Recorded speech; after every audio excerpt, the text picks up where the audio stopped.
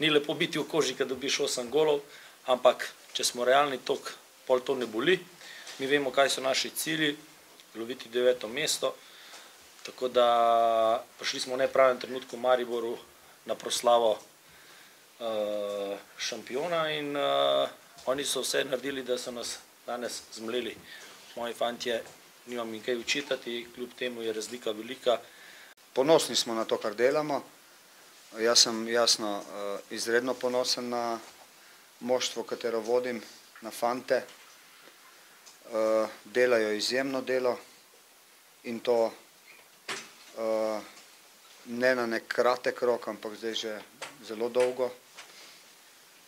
Zavedamo se pa hkrati, da to, ko smo tako uspešni,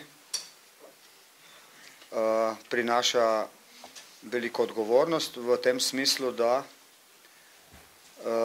bo potrebno že od jutrišnjega dne trdo delati, da bi ta nivo zadržali. Sigurno smo zelo zadovoljni.